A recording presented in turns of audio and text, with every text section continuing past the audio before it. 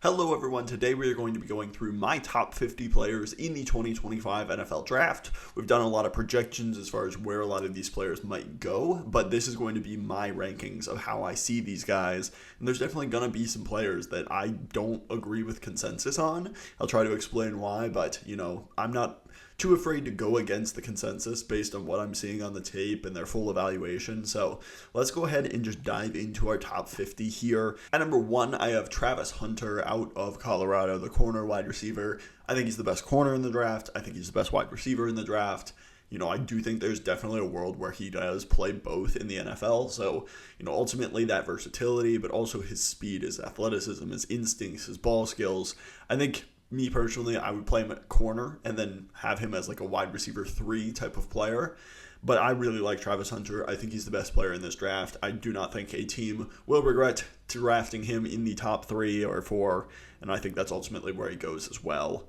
At number 2, we have Abdul Carter out of Penn State. Carter is just this explosive pass rusher. He is a little bit smaller. I don't think he has splash plays against the run, but he's not necessarily always, taking on offensive linemen, holding up at the point of attack. I don't think that, prevents him from being an absolutely outstanding player, but I do think, that's maybe why he comes in at number 2 versus number 1 here. He's a game wrecker, though. Moved from off-ball linebacker. He just has ridiculous bend and athleticism and burst off the line of scrimmage. He started to put some pass rush moves together in his game as well, and as long as he continues on that trajectory, I do think he will be a top 10 pass rusher in the NFL in a few years. So Abdul Carter is an absolute beast. I do think that the Micah Parsons comparisons do make a lot of sense. Not only is it, the same off-ball linebacker moving to a, on-ball edge rusher type position from Penn State, that makes the comp easy, but just how he's built as well, how he wins. I think Abdul Carter is going to be a great player. Then at number 3, we have Ashton Jeanty. To me, these are the top 3, guys I feel great about. Ashton Jeanty, I am very confident will be a, star running back in the NFL level. His contact balance, ability to break tackles, have good vision. He was a great receiver his sophomore season before, running for just outrageous numbers of yards in 2024. He's just an absolute beast. I'm very confident that, he can walk into a running back room and make them instantly better for almost every team in the NFL. I think he is going to be a top 10 pick, even with him being a running back, and I think you're going to be getting good value, even if, the position isn't worth that much. Jeanty is a superstar player, and these 3 are the 3 that I feel great about. Then at number 4, we have Will Campbell. To me, Will Campbell is somebody that will likely have to move to the inside. I think his tackle tape was really good, but I just really liked his athleticism out in space. He has good, strong hands. He has good grip strength. He's patient with his hands. He doesn't rush things. There are occasional times that the length, causes some problems on the edge, and he oversets trying to compensate for that. But I think almost all of that is mitigated on the inside. As long as he can continue to show he is strong on the interior there, I think Will Campbell will be a fantastic guard at the NFL level. And then at number 5, we have Mason Graham. He's an absolute just stud run stuffer. I do think there are some things in his pass rush game where he wins really quick sometimes, but I would love to see him transition to power a little bit more regularly. He does have short arms, so that means that sometimes once he gets into the offensive lineman's grip, he does struggle to get out of it, but there's a ton to like with Mason Graham. His run defense is absolutely fantastic. He'll take on double teams, hold up at the point of attack, penetrate into the backfield. He will win quick at times in the pass rush as well, so I think Mason Graham is a really, really good player that will be a stud for a long time. At number 6, we have another Michigan player, Will Johnson, the cornerback. I think people are just souring on Will Johnson way too much. I get it. He did have an injury-plagued, 2024 season. I think there were some moments where maybe his long speed didn't, show up as this special trait of his, but his instincts, especially in off coverage, his ability to read the quarterback's eyes, come up and use his instincts and anticipation to make plays on the football. I just think he's a really good corner, and I'm just not willing to drop him because he didn't get to show out quite as much this year due to injuries. And I think the long speed, yes, speed is really important for corners, but I think that's in true man-to-man press situations that really shows up more. I think Will Johnson shows that he has great play speed because of his instincts and anticipation. So that's what's going to keep him at number 6 for me. Then at number 7, one of my favorite players in the draft, Jahad Campbell. I just think Campbell is so good at pretty much everything that you would want a linebacker to do. He was an edge rusher, converted to off-ball linebacker, so they used him some on pass rushing situations, but I think when he's blitzing, things like that, he's not always the most consistent at putting moves together, but he comes in, has great athleticism. I think he's really strong in that area. He's also a fantastic tackler. He will stack and shed, at the point of attack in the run defense area. He'll penetrate through his gaps, make sure that he is, holding them responsibly. And I also think he's by far the better coverage linebacker out of some of the other guys that are projected to go higher. I think he absolutely can cover in space, has pretty good instincts there. I just think Jahad Campbell is a true, 3-down linebacker. And again, linebacker isn't the most important position when it comes to the value added to a defense. But I think in this draft, we're mostly grading good players. There is some positional value taken into account with this, but I just love Jahad Campbell. I think he can do so many different things for your defense. At number 8, I have Tetairoa McMillan. He's somebody that, I kind of go a little bit back and forth on. His size is really good. He has great contested catch ability. I do think there are moments where his release and his route running are decent. I do think that he's likely going to be kind of more of that contested catch, ball-winning type of player, a Mike Evans, a T. Higgins. That's really where he's going to win. But what will make him different than, some of the busts that we've seen come out early in the first round or, sometime on day one that haven't been able to separate? I do think he can move. He's really good after the catch. He just needs to, he doesn't have that truly elite top-end speed, but I think he eats up a lot of ground because he has these long strides. I think McMillan will be a really good wide receiver. I have him at number 8. At number 9, my first true offensive tackle, Armand Membou out of Missouri. Played right tackle for Missouri. I think he is just a rock-solid player in that area. I think he'll be great in a Shanahan-style wide zone type system. I would love for him to go to the 49ers or the Dolphins, one of those teams that need a right tackle that he can just plug into a zone blocking system right away. I think he has great lateral agility, has good hands, starter in the SEC. I think Membou really has a ton of traits that you love. Then at number 10, we have Cam Ward, where positional value is at play here. I don't think Cam Ward, from a pure how good is he at his position perspective, is necessarily the number 10 overall player, but I do really like Cam Ward. And, if he did go first overall because, the Titans desperately need a quarterback, I'm not going to trash that pick by any means. He's not maybe your traditional, number 1 overall pick when it comes to his strengths and weaknesses and maybe the amount of flaws that he has in his game, but I do like Cam Ward. I think he's a good player with, great athleticism, has a good arm, willing to take a lot of chances, which is good and bad. He'll stand really calm in the pocket. I think there's a lot to like with Cam Ward. He's gotten better everywhere he's gone. I absolutely think he can be a franchise quarterback. I just don't know that I feel as strongly about it as I did, with a lot of the guys last year, like Daniels, May, and Caleb Williams. I would definitely all have over Cam Ward. I think he's more kind of on that tier with Bo Nix and Michael Penix and J.J. McCarthy. I think that's closer to where Cam Ward is viewed than, being a true number 1 overall pick. But that's kind of how this class shapes up. Then at number 11, we have Tyler Warren. He's just kind of a monster. Wherever you line him up on the field, he'll, play tight end, wildcat quarterback. He lined up as an eligible center one play and then caught a touchdown. He just is kind of a do-it-all type player. He'll take quarterback sneaks. They just want to get the ball in his hands because he's such a dynamic playmaker after the catch. Just so difficult to tackle with his size. He's a great blocker for the tight end position as well.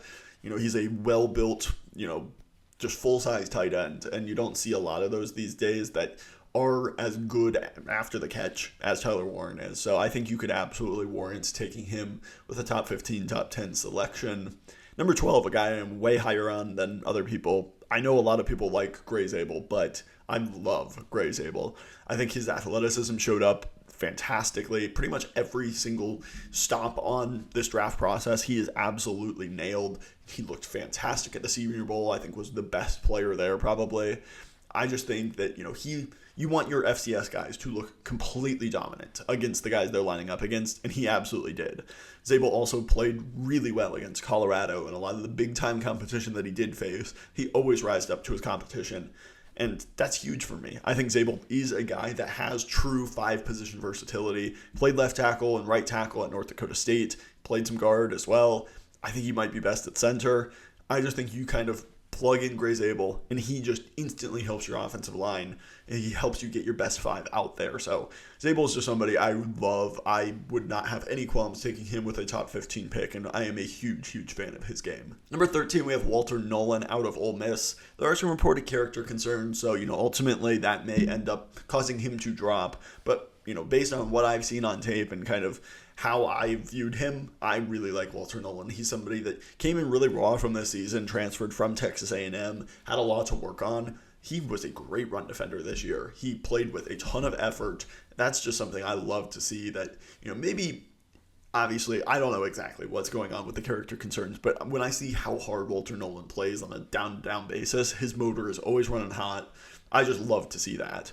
And then, his pass rush game, there's definitely flashes there. He needs to clean up some of the technique, and if he can really drill a lot of that down, I think Walter Nolan could be a great interior defensive player. At the very least, I think he's going to be an expert run stopper, somebody that gives you 150% every single play, and that's something I'm willing to take pretty high in this draft.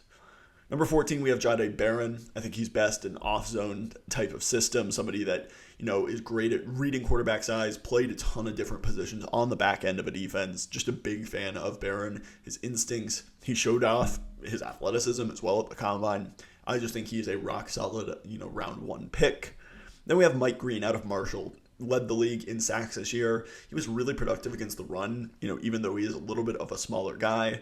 Also some off-the-field questions, but, when you look at his tape and what he did, against Ohio State, against Virginia Tech, not only, in his games that, maybe are a little bit easier on Marshall's schedule, he dominated those teams as well. So I really like Mike Green. I think, he also showed out at the Senior Bowl, somebody I would definitely like as long as some of the off-the-field questions check out. Number 16, I have Colston Loveland out of Michigan. I think Loveland has become a little bit underrated in this draft. He's just such a good mover, and I think that, his blocking is underrated as well. People trash it. I don't think it's, the strength of his game, but I think he is an adequate blocker, and his athleticism is fantastic. The quarterback play this year at Michigan was atrocious, and so I think that limited some of what Loveland was able to show, but his athleticism, he's a matchup nightmare for linebackers, safeties, so I think Loveland is going to be a really good tight end in this draft.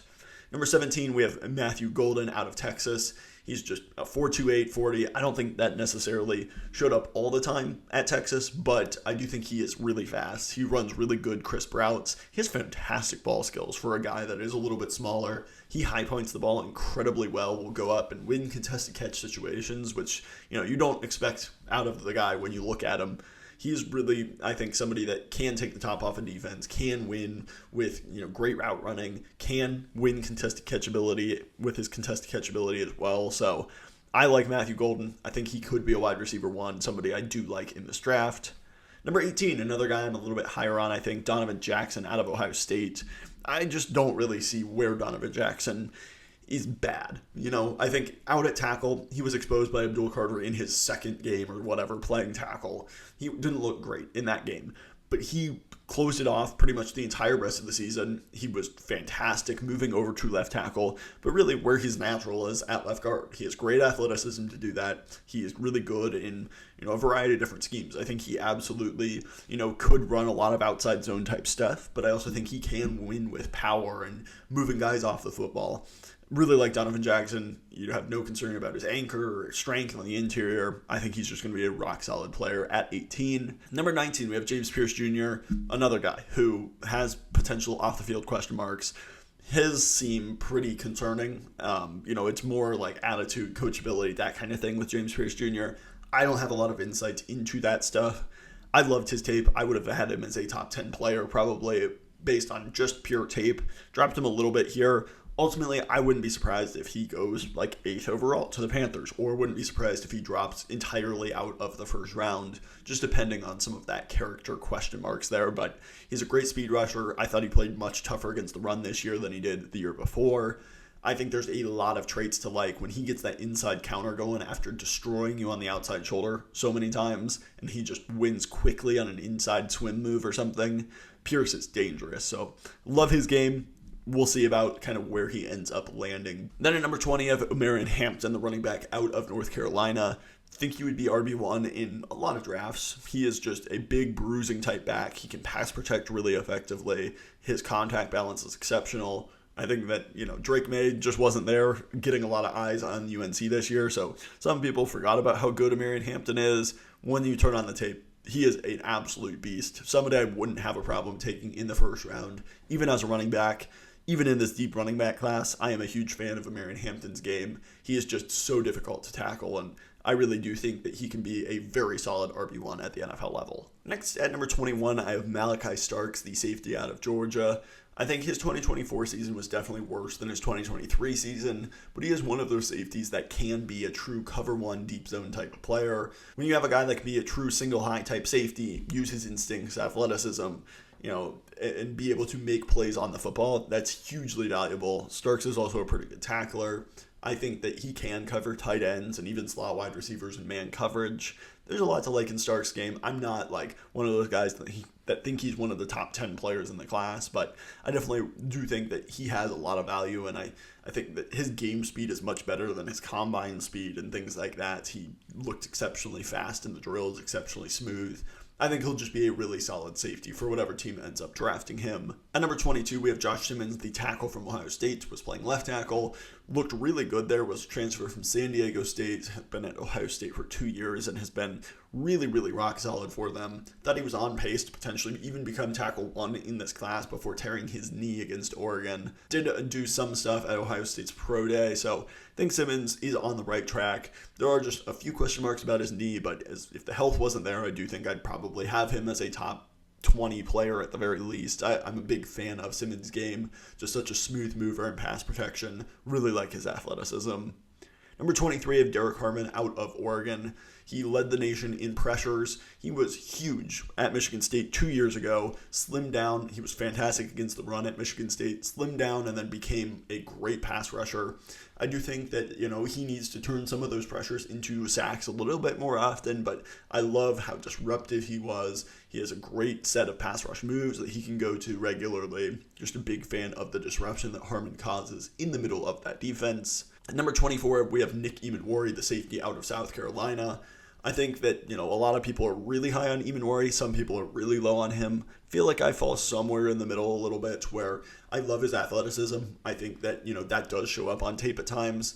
I think he can be one of those safeties that has versatility to come into the box, can play as a single high safety, can cover, run cover 2 assignments, cover 4 assignments, can come down in a buzz zone and be effective there as well. So I love the versatility he provides. I do think that he is big and physical, but I want to see him use that physicality a little bit more, come up into the box, be a bit more of a thumper. I like his game. I just think that there are some things that you would like to see him do a little bit better when it comes to, his instincts coming up into the box, being, really physical there, using his athletic traits to the fullest potential they could. Number 25, I have Kenneth Grant out of Michigan. He's just a huge nose tackle with great athleticism. I think that, at his size, he's so tough to move off the ball. Great run defender, holds up at the point of attack. There are great pass rushing reps as well, where he will just use his athleticism, burst past an offensive guard, and I love what he's doing there. But I also think that there are moments that he just kind of gets locked up, doesn't really have many secondary moves. You can, somewhat forgive that for a 340-pound nose tackle, but I just think that in order for him to be a true top 20, fantastic interior defensive lineman, he does need to get a little bit more disruptive in the passing game and use his gifts that he has that could make him one of the best, interior players in the NFL if he gets proper development. At number 26, I have Josh Connerly, the tackle out of Oregon. Really liked Connerly's game. Think he has pretty much everything you look for in a tackle prospect. Has good length, great athleticism, moves very well, will knock guys off the ball, has a good motor to him. Think there are just inconsistencies that show up on tape every once in a while, but he's just a really good, smooth mover. I think there's a very good chance that he is a first-round pick and very deserving of being so. Number 27, I have Luther Burden, the wide receiver out of Missouri. Think that quarterback play really hampered a lot of his stats and ability this year, but I was a big fan of how he played, especially in 2023. His yards after catch is fantastic. I think him in that power slot role where he can, really attack a safety or linebacker that's covering him in zone with his speed, I think he can really take advantage of those opportunities. He's really good in manufactured touches.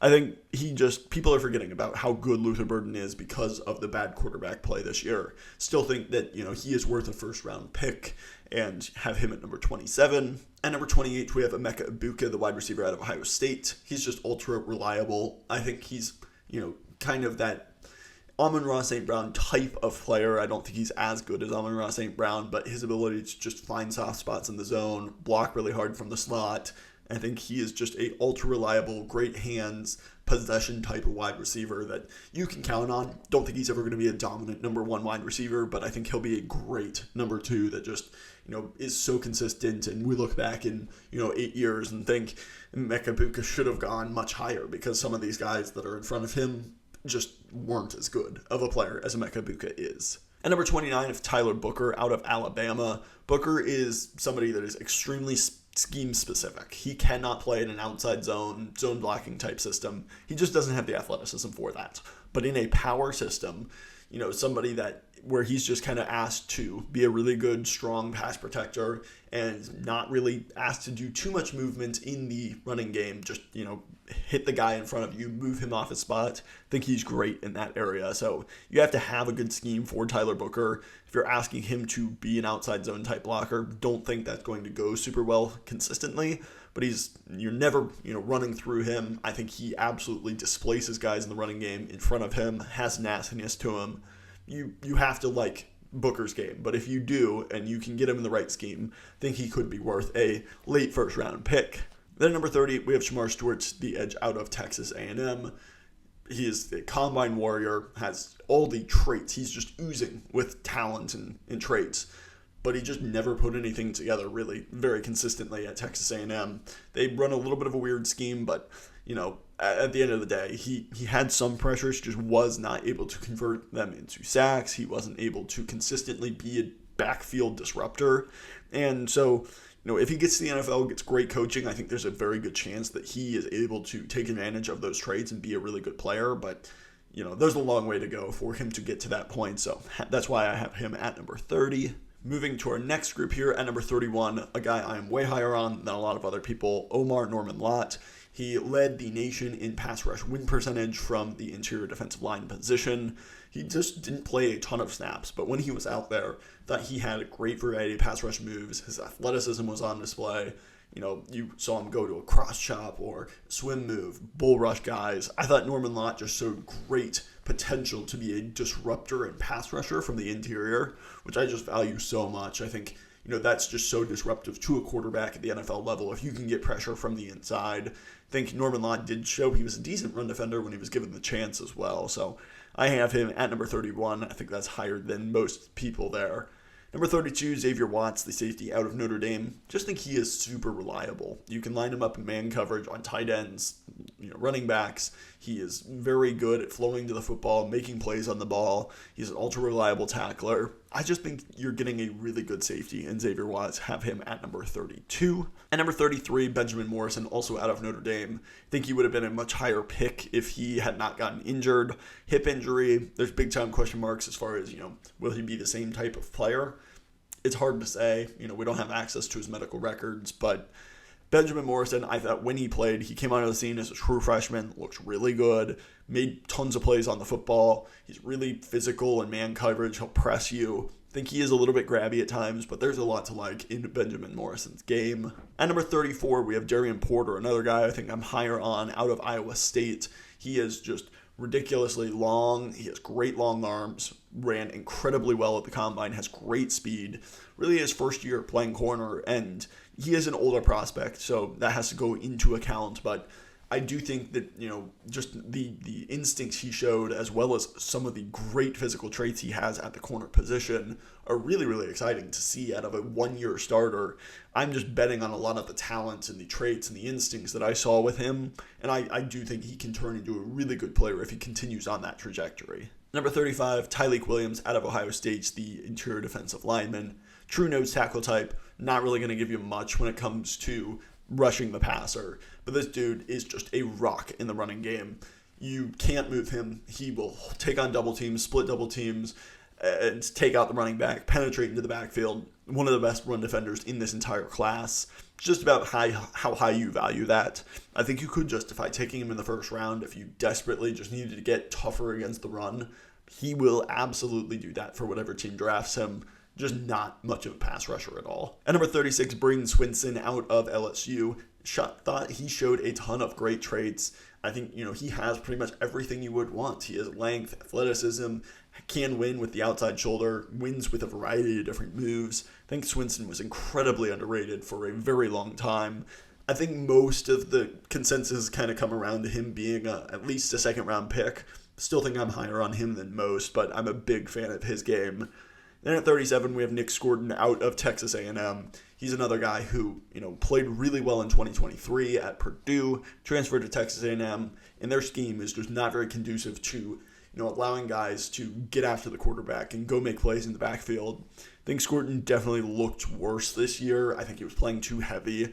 He slimmed down a little bit for the combine. I think if he can get closer back to that 2023 film, he showed a lot of different abilities to get to the passer, using a variety of different moves, winning with attacking the outside shoulder, but inside counters as well. So I like Scourton. If he can get back to that form, I do think he'll be better than the 37th overall player here. At number 38, we have TJ Sanders, a true penetrating 3-tech type of player, somebody that has great pass rushing traits. He will win with many different moves. He can win with power, great bull rush as well, even though he is a little bit lighter. Don't think he's an amazing run defender, but he can splash in that area. But once again, kind of like Omar Norman-Lott, interior pressure is king. And I think TJ Sanders absolutely can provide that to a team in the second round. Number 39, Trey Amos out of Ole Miss. He is an older prospect, went to Louisiana Lafayette, then Alabama, then to Ole Miss. I think Amos has a lot of good traits. He pretty much he's very scheme versatile. He can play press man. He can play zone coverage, has pretty good instincts. I think he needs to continue to develop his, ball skills and be able to come up, be more physical at the point of attack as well. But I like Trey Amos, think that he can be a really solid corner too. Then at number 40, a guy I am higher on, it seems, Iam Manor out of Stanford. Love his physicality. Love his, speed as well. Ran in the 4.4s at the NFL Combine. Think that really he has the potential to be a true X wide receiver, somebody that can go up, win contested catch situations. He absolutely toasted Travis Hunter in 2023. There's just a lot to like in Iam Manor's game. I think he has become underrated in this process, and I would take him with an early to mid second round pick. At number 41, Donovan Iziruaku out of Boston College. I was kind of early on Iziruaku. I really liked him. Consensus caught up and then blew past kind of where I feel good about him. To me, I think he has long arms. He is shorter, but he has that length. He definitely has a good variety of pass rush moves, was second in the nation in sacks behind only Mike Green. I love his variety of different moves, but to me, I don't think he converts to power very well. Don't think he has much of a power profile in his game. He can, penetrate into the backfield and make splash plays against the run, but I also don't think he's, again, going to hold up at the point of attack super often. So I just kind of see him as this really good, technically sound pass rusher, but not some guy that, I would feel great taking in the first round just because I think he is a little bit one-dimensional. Then at number 42, a guy that I'm definitely lower on than consensus, Kelvin Banks out of Texas. My biggest thing with Kelvin Banks is I think he's off balance all the time. He's constantly lunging at guys, especially in the running game. I think he's on the ground way too often for my liking. I think that, he has a powerful punch and he can move decently well, but he is a bigger tackle. I think at times he was exposed on the outside shoulder. Maybe a move into guard would be best for him. I don't know. I found that he was constantly on the ground. His balance and his, mechanics of keeping his feet moving as he strikes, I just didn't think were particularly great either. So I have Banks at 42, more of a second round type player to me. Another guy way lower on than consensus. He's very likely going in the top 10 of this draft. Jalen Walker out of Georgia, the linebacker / edge. My biggest thing with Jalen Walker is I don't think he's really fantastic at either off-ball linebacker or edge. When you look at his linebacker traits, they pretty much just use him as a blitzing linebacker. He's not really asked to drop into coverage. I don't think he really can drop into coverage. He's not super instinctual or smooth in that area. And then at edge, he just doesn't really have the great measurables for it. He is 6'1", doesn't have super long arms. I think that absolutely at times, he can just use his speed to power and just run an offensive lineman over. Or especially when he's taking on running backs, just trying to blow him up at the hole, he'll run right through those guys.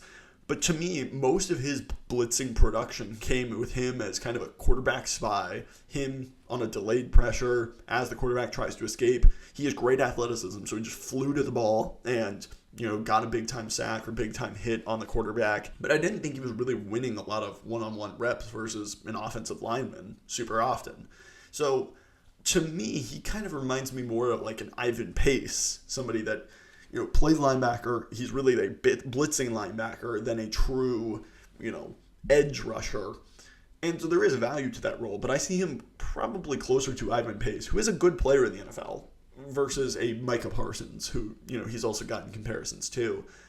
I just think that his role is not quite as translatable as some people make it out to be, and that's personally why I'm lower on him. I would probably just let someone else take the swing, and, apparently he's a great kid, great attitude, a very coachable leader. I wouldn't be surprised if he's a good player in the NFL. I don't know where he fits into most defenses as kind of just a blitzing linebacker as his main role. So that's why I have him at number 43. Number 44, I have Ariante Ursary out of Minnesota.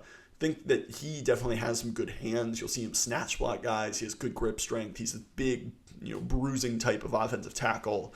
I think at times his foot speed can get a little bit slow. You want to see him get a little bit nastier and not make some of these just mental errors for, he's a long-time starter at Minnesota. In the Big Ten, you would just expect him to have a little bit of a cleaner profile. I still like him, kind of see him as more of a mid-second round pick. At number 45, we have Mykel Williams out of Georgia. He has a lot of traits, was playing injured this year, but I just don't think he's ever really put things together. Doesn't have a high pass rush win rate. You don't see him win a ton of one-on-ones with great technique or anything, and I don't think he's that freaky athletic that he's just winning with pure athleticism. I think he has long arms. He's a really good run defender because he can hold up at the point of attack, set the edge, cross phase, make plays in the running game. That's great. I just don't see him as a pass rusher that's really very well developed, and so that's not a first-round player to me. See him at number 45. Number 46, Quinshon Judkins, my running back 3. I love him. I think he is a complete back. There are, people had concerns about his speed. I think he shut them up pretty much at the combine. He looked very fluid, very athletic there. He is just ultra productive in the SEC and then the Big Ten. I think, he is probably best suited to be that big bruising type back. He's great in pass protection. I really like Quinshon Judkins. Number 47, I have Shedeur Sanders. I think he's probably going in the first round. I've talked at length about how I feel about Shedeur Sanders. I don't think he's a bad player, but there are problems that go beyond even his, character, leadership, who his dad is. It's important because he's the quarterback and the leader of the team. But just from his play on the field, I don't think he has a great arm. I think he has an okay arm, but it's NFL fine, but it's not great, which limits kind of your margin of error. My biggest concern was Shedeur Sanders. Yes, his offensive line was bad. He ran himself into so many pressures. He was not good at moving the pocket, manipulating guys. People compare him to Joe Burrow. I think that couldn't be further off because Burrow is amazing at manipulating the pocket, finding the open space, extending the play. I don't think Sanders has that at all. Don't think he's a very good athlete, but there's a lot to like in his game as well. He is deadly accurate. He has pretty good processing. He doesn't put the ball in harm's way. I think you're getting kind of a mid-tier to low-end starter. And that's fine. But if you're drafting him third overall, that's probably not what you're looking for. But I see him as a kind of a mid-second type of value at the quarterback position. And number 48 is Trevion Henderson out of Ohio State. He is just super explosive. He's an amazing pass protector. Do you think at times his vision in between the tackles it's a little bit questionable, but I think that, when you get him into space, he just truly explodes. Great leader. I think he's probably suited best as being that third down kind of change of pace type back within a committee, but Most running backs these days are in a committee, so I think you absolutely could draft him in the second round, be very happy with some of the great explosiveness that he provides you in both the receiving game and the rushing game as well. At number 49 is R.A. Thomas out of Florida State. He's big, physical, super young, has great long arms. He's a true press man corner. If you need a press man corner, somebody like the Steelers, I absolutely feel like have to be targeting Azareye'h Thomas due to his physicality. I think he's not the greatest athlete, and I do think that at times, he needs to improve his ball skills. He's just so hyper-focused on the man that sometimes, he doesn't even turn and look for the ball, which can cause penalties and things like that. He's super young. I think there's a lot of talent in his game, but I think he is a little bit scheme-specific as well. Then at number 50, we have Harold Fannin Jr., the tight end out of Bowling Green. Still my tight end 3. He broke records all across Bowling Green. Most receiving yards in a season for a tight end, receptions in a season for a tight end.